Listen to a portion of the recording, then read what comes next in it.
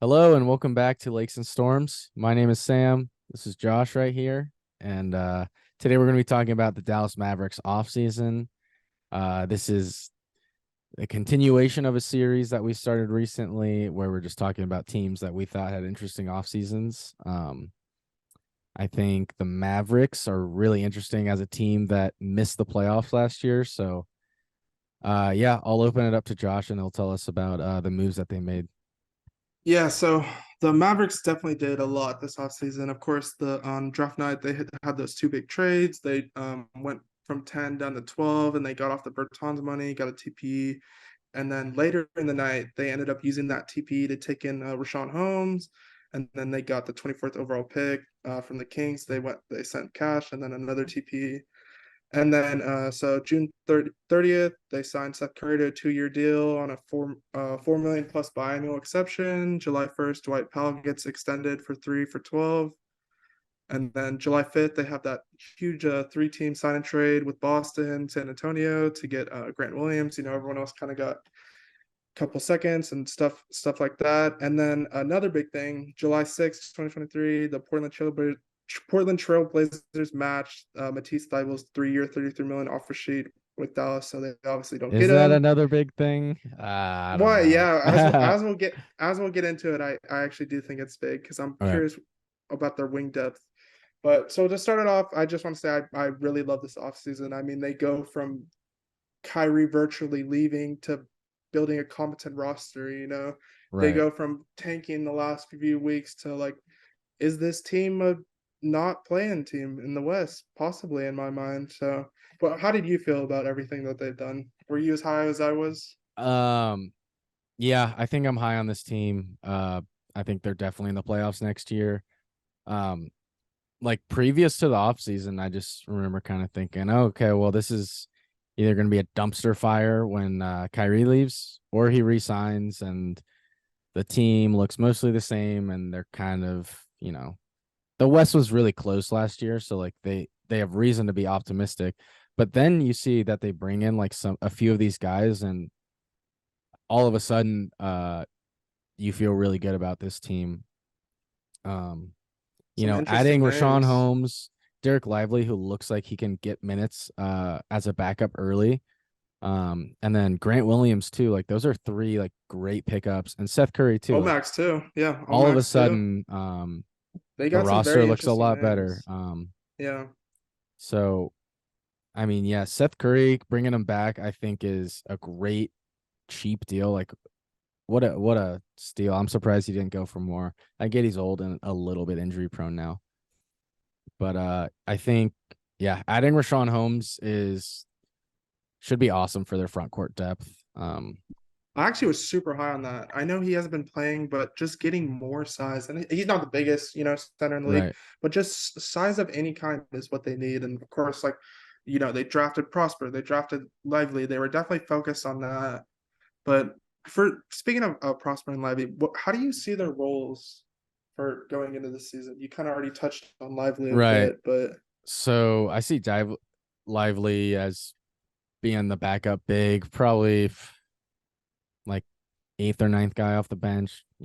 Not the first two off the bench, but I think he'll be getting decent minutes early with a decent amount of leash. Like I think they're gonna give him time to like make mistakes and learn. Um Omax, I'm not as sure on. I think, I really don't know. I would love to see him get minutes, but I don't know if it's realistic, honestly, just looking at the rest of the depth on the roster at this point. I actually think Omax has a chance to start early in the year, to be honest. Because I'm just curious about their wing depth. I mean, they have But why Josh wouldn't they just Green. start like Grant Williams instead? Yeah, I mean, but aren't you gonna start Grant at the four? Like, who are you gonna start over I don't him know. at the What is four? this lineup? So it's Luca, So it's Luca, Kyrie, Kyrie, and then blank whoever you're gonna blank, start at what the like three. Dwight Powell. He usually Yeah, started last year. yeah. Um Yeah, Cleveland's coming back. So that's the thing. That's the question. Who are they gonna start at the three? Seth, Kleber, Josh Green. Maxi Kleber. Isn't Kleba like a 4-5 though? I thought. I mean, isn't that his Yeah, role? he's like a small ball 5'4", but he Okay. stretches and he defends well. I just don't know. I don't know if he has the foot speed to guard like some of these more athletic wings. Like you're not gonna put you're playing New Orleans a random Thursday Well, night. yeah, You're but not does gonna put who? Omax like? Yeah, but Omax was drafted specifically like Omax 6'8". Like he's interesting. He can move really well for his size. You know, he's a great straight line driver. His shots coming around. I just think Mhm, that like he was drafted for what he can do defensively. That's his like NBA skill right now. right. Everything else will develop. What So I about like wouldn't be Josh Green though? surprised. I Like, just I think it's too small. those are like similar archetypes. Like, yeah, Josh Green is smaller, but I think you have Josh Green at the 3 as a starter You know what? potentially. As you know what I'm realizing, it probably doesn't matter because they're just gonna start Luke at the 3, huh? Why Lucas would they start because it Luke at the doesn't. 3? Isn't that what they? I'm as you guys can see, I don't watch a ton of He Dallas games, guards but threes. Is that what you mean? I think he guards the like worst player on the other team, Well, right. but like the worst like wing, like the worst like bigger player. He doesn't guard the worst guard. No, no, you're right about that. I mean, yeah, honestly, what I see the starting lineup to be is Dwight Powell, Grant Williams, I guess Tim Hardaway Jr., and then Luca, or maybe Josh Green. You put him at the 3 and like Yeah, hope for the best. yeah, yeah. Yeah, I mean, I think Omax. I don't see that for Omax. Dude, what happened It's to just JaVale it's. McGee? Oh my God, last Oh, year, I like know. I thought that But was a great pickup for them, and then he yeah, just like never played and was bad. he's still. I'm pretty sure he's signed through next season too. Yeah, no, he's Not still on the this one. roster. No, not this one coming up. I'm pretty sure he's signed for the one after, Oh wow. or they have Uh, like an opt out or something like that. yeah. Like it's a I mean, longer deal. he's getting paid like 6 mil this year, which kind of hurts. Um, Yeah, Hardy's interesting though. I mean, the second round pick last year that fell out of the first round. You know, had an interesting year, shot 40%. He's more of like this microwave scorer, you know, he's gonna come in and get a bucket. So I definitely see him being the sixth man. They signed Exum too. I forgot to bring that up in the deal. I mean, they signed him from I think he's playing in Europe or something. Maybe they start Exum, who knows? I guess it's really just who beats out who in the training camp, but I definitely think they brought in a lot of talent. It's just I guess we'll really have to see, you know, we'll really have to see I mean, yeah, just who's the like guy. based on this conversation, you're getting the feeling like okay, like there's some roster flexibility here. And as a Lakers fan last year, I saw how far that took us. So yeah, Yeah. I'm definitely high on this team.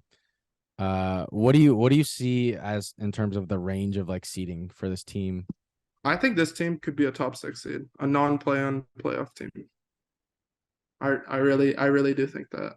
I And think what that about on the bottom end? Like, do you think they're on the definitely bottom end, they're on the bottom end, they have a terrible year. Kyrie, like, you know, doesn't get his vaccine again or whatever. You know, something crazy happens. hmm The world explodes, but they're still playing an NBA season. I think this team could be like a 10 seed again. Like it, I think at their at best, least in they're the like plan? yeah, They're at they're their better best, no yeah, matter yeah, what. yeah. Yeah, they're better no Yeah, matter what. yeah, but I think at their best they're like a 4, 5, 6. But at their worst, they're barely in the plan. So it just really all depends. It really depends. Obviously, as you're gonna hear everywhere else, it depends on Luca and Kai. But I think that what they did to fill out the roster, I mean, they didn't really have a lot like they could do, and they kind of knocked it out of the park with everything they were able to do. So it's very, Agreed. very interesting. They definitely made the most of it. Yeah, no, I think I'm pretty high on this team. I think they could even be like a 3 seed. Um, That's insane, bro. I'll say That's 4. crazy. Like I think there's a chance that they have uh home court in the playoffs, or at least like we see them in the 4 or 5 matchup in the first round. Uh, I just think that on that the like flip hand, like I think I don't know, like you alluded to, if Irving missed time, but like then yeah, maybe they need to win one game to get in the playoffs. Maybe they're 7 or 8. But yeah, yeah, yeah. yeah, I think 4 through 6 is their like realistic range. Um, if I was making a bet on that, like I'm betting that they're gonna have a secured playing spot or playoff spot next year. Yeah. All right. You have anything else to add? No, I think this is gonna be a really fun team to watch. Yeah. Yeah, I'm definitely gonna be keeping my eye on this team. But yeah, that's gonna do it for our video. We'll have another one coming out soon for another team in the Western Conference. But yeah, we'll be back with that at another time. So have a good one, guys. Thanks, guys.